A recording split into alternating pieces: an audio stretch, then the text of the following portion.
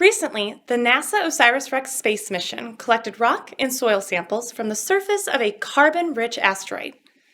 Carbon-rich asteroids are extremely special because they contain abundant water-bearing minerals and organic molecules that may be linked to the origin of life on Earth. Over 4 billion years ago, carbon-rich asteroids could have delivered the raw ingredients necessary for life to evolve, including both water and organics, to Earth's surface through impacts.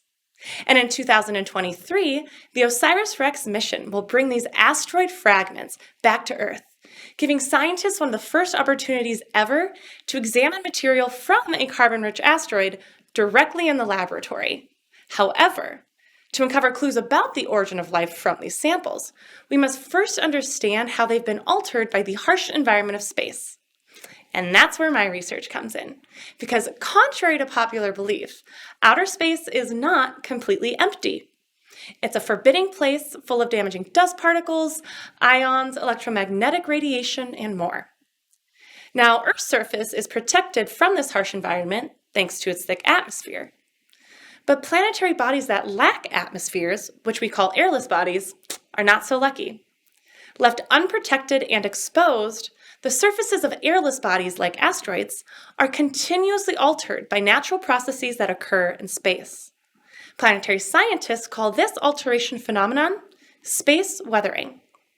Now, bombardment by solar wind ions is one of the dominant space weathering processes that operates in our solar system. The sun releases streams of high-velocity charged particles that consist mostly of hydrogen and helium. And these ions can travel up to speeds of nearly 1 million miles per hour.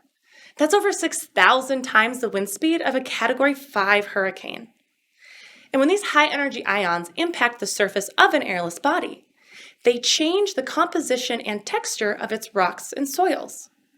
So to determine exactly how solar wind space weathering alters carbon-rich asteroid surfaces, I recreate this process in the lab by blasting carbon-rich meteorites with high-energy hydrogen and helium particles.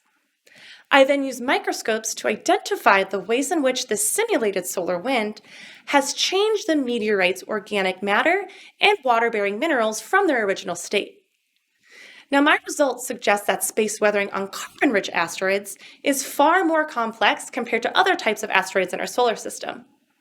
And findings from my work will help us properly analyze samples from the OSIRIS-REx mission and will help us better understand not only the composition of these asteroids, but the possible origins of life on Earth.